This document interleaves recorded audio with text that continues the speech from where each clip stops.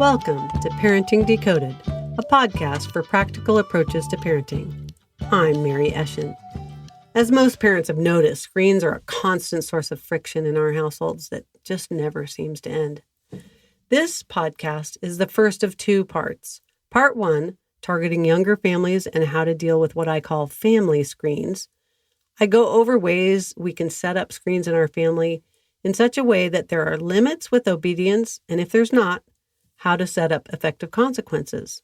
Although the target audience for Part 1 is parents with toddlers to middle schoolers, there are really fundamental things for all families to set up, so it's best to listen to this before moving on to Part 2, even if you have older kids.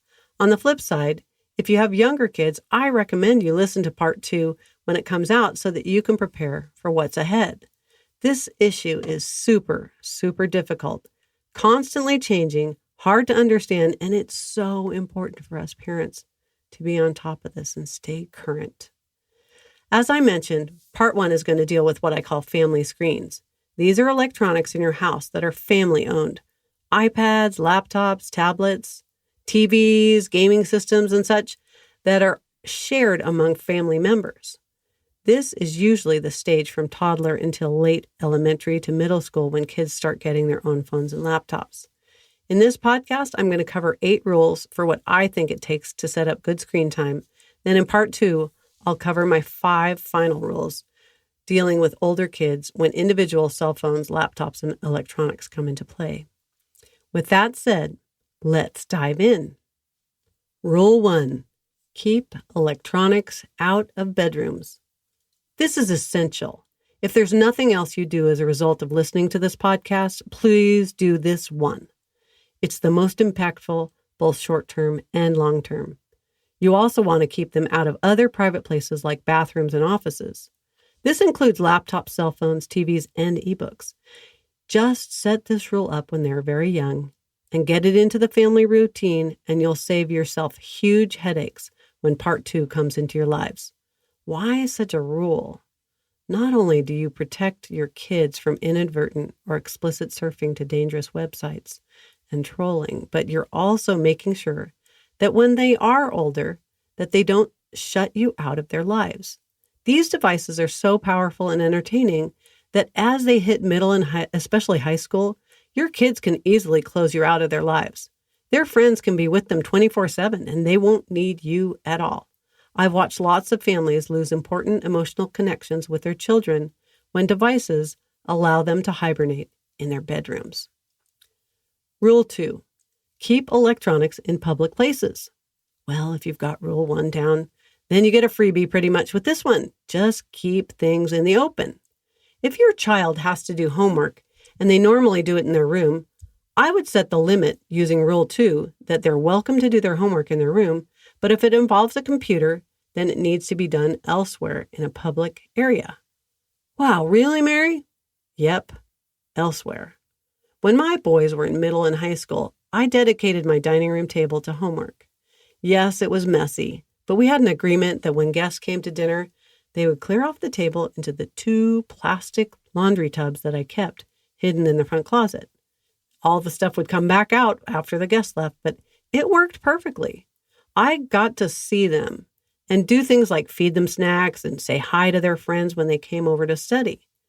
I didn't hover, but I was around. If you have room in your house on the kitchen table, dining table, or family room area, consider making one of those places available for kids to use computers safely. Now that my boys are out of college and I have a neat dining room every day, I miss them like crazy. It was a short-term 6 to 8 year investment in having a messy area in my house, but all the time it was totally worth it. I also highly recommend that all devices are charged in public places. Many families put a charging station in their kitchen or family room. Rule 3, set time limits and stick to them.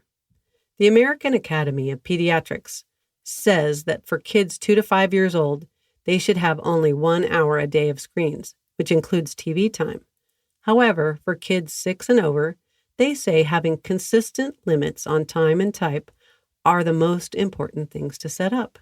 In other words, a limit of 1 hour a day and 2 on the weekends is fine for one family, but so is 30 minutes of TV during the week with 2 hours of computer on the weekend. As you see, these all have limits, and defining them is what will help you the most. Our kids really thrive on structure, and every time they can't tell what the structure of a situation is, they see it as an opportunity to set their own limits, which, when it comes to screens, they want to be unlimited, not good at all. But what about special circumstances like COVID-19 that are going on right now?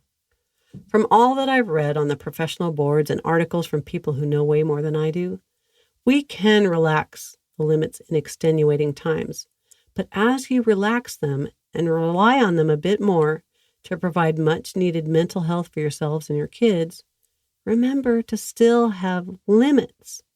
If you need 3 hours a day of a break using computer time to do it, it's fine. Just don't let it be 8 to 10 hours a day whenever your kids are driving you crazy. We're going to talk about time limits for teens more in part 2, but for now, take in the idea that screen time is a privilege, and kids don't get it all the time just because they want it. Rule 4. Define consequences. Here is where things go off the rails for lots of families. How many of us set, say, a 30-minute limit per day, and our kids just ignore us or battle us for more time every day? It wears us out and sets us up every day to be the bad guy, doesn't it? What I'd recommend is having a family meeting to not only talk about what reasonable limits you want to set for daily and weekend use on which devices, but also sets the consequences for exceeding the limits. Let the kids, if they're over, say, about age 4, have some say in defining the consequences. Ownership in defining what happens really helps with compliance. This allows everyone in the house to have a voice in setting both the privilege and what happens when the privilege is abused. For instance, one family set a rule of 30 minutes a day, and the child who is using a device sets a timer. When it goes off, they are done. If they fuss or fight, or heaven forbid, are found to have not started the timer, the family all agreed that the offending child would miss electronics for one day and have to do one work job to pay the family back, since it drains the family energy when that happens. This worked so-so, but the child was young, and at their next family meeting, they decided as a family to buy a second timer that was to be used as a 5-minute warning timer. That tweaking of the process and having the family work together to help improve the process showed that the kids had some input, but the parents could still establish the most important part, that screen time is limited and that there is a real consequence if the rules were broken. Rule number 5, use parental control software. There are many ways parents can use software and hardware to assist us in the never-ending battle for control of screen time. Rule 5 has to do with us as parents being aware that there are controls available, and we have to take the time to learn which ones make sense for our family and implement them. Both Android and Apple iOS operating systems, meaning if you have an iPhone, have been updated in recent years to include a whole bunch of cool parental control and family control options. Even the different apps that are currently in use, like Snapchat, Instagram, TikTok, and many others, have parental controls. But how the heck do we know which ones we need and how to set them up? It can be overwhelming, and I want to help provide you with a couple of helpful hints. First thing, you need to know what devices you want to control and how. Things like questions to ask yourself are do I only have need to control iPhones and iPads? Or do you have Android devices too? Or Google devices? Are the built-in parental controls for time limits and accessing the internet enough for those? Do you have any computers? Are they all Apple, or are they Windows-based, or a mixture? If you have a mix, the choices are different than if you have just Windows or just Apple products. And you might also have Google in the mix, which maybe Google Family Link might be a good choice to consider. With multiple computers and tablets in your house, products like Disney Circle, NetNanny, WebWatcher, Zift, Bark, and Family Protector might make sense. One thing you really need is web filters to prevent unwanted surfing. Does what you use have that available? Do you want to track which apps kids are using and how often they're using them? Do you also want to control the app download ability for your children? How would it be helpful? Would it be helpful to limit the maturity ratings of websites or apps?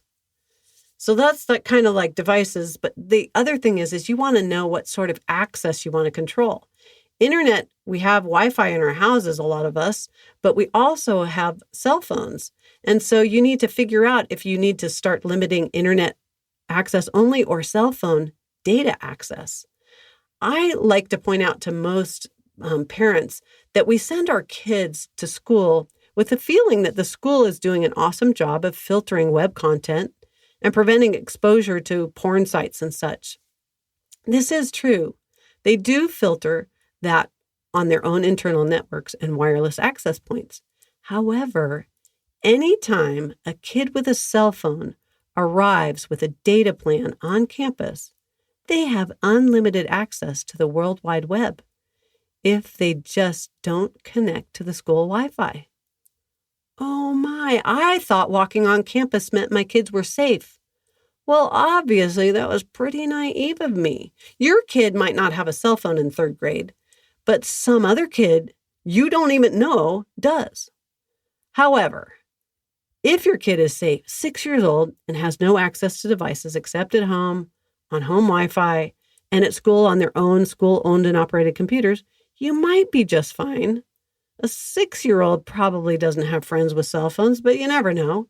My point is, you need to consciously be aware of what your kids have access to at any point along this journey. It will be a lot more than you think it is my word of caution. Another thing you want to consider are streaming services, online watching like Netflix and Disney Plus and Hulu. There are ways to limit these, but have you done it? Do you know how? This is where I recommend something that I just learned about a few months ago. There's a company called Bark. They actually provide some good screen time management software for parents. But what I like is something that is a free program called Bark-O-Matic. Bark-O-Matic. I'll put it in the show notes. You can also do a Google search on it. But what it does is it's a program that you log on to, and there's a Q&A session where you give it all sorts of information on the types of computers you and your family use, the types of cell phones, the types of internet service, what kind of apps you're using, anything electronic. It just gives you this quiz, and you just sit there answering all the questions. And you do have to give them your email address. They send you a full report, item by item, of how to set up parental controls for each type of interface. It's amazing. Instructions all in one place, on one document, for, say, someone like me who has Comcast internet on a Verizon-based iPhone using Netflix, Snapchat, Instagram, TikTok, and Disney Plus. Yes, you're giving them an email address, but you can always opt out of their marketing programs. These instructions are a goldmine, if you ask me. My parting words about Rule 5 is to make sure that you use parental controls when your kids are young. It helps your whole family get into the right habits and allows for conversations about why controls are needed. That said, I want to let you all know that by middle school, and maybe as early as 4th or 5th grade, many of your kids are going to learn from other kids how to circumvent parental controls in some way or another. So be prepared to get a kick in the pants when your kid does something like setting back the clock on their iPad so they can have a new 30-minute limit, or they scam off of you typing your password on your phone to figure out how they can download extra apps onto their phones. It'll happen, but hopefully you won't be surprised when it does. Rule 6, allocate family time. I know this is about screen time, but if a family prioritizes time with each other in non-screen ways, it can build a base of family community that you'll be able to live on always. Have regular family movie nights or drives to the beach. Make puzzles together or do volunteering at a local shelter. Play board games. go putt-putt golfing, play card games, go hiking, bake cookies. I know during COVID, it's hard to do some of those things, and I am so sorry about that. I can't tell you enough how having enjoyable family time that everyone looks forward to can really help with screen time issues. You need to have times where there is love and enjoyment together, and it's your job to set that up. You also need to set aside what I call special time, where each parent spends some time individually with each child. It needs to be something the child enjoys. It could be as simple as building Legos or racing Hot Wheels, or more challenging like building a treehouse.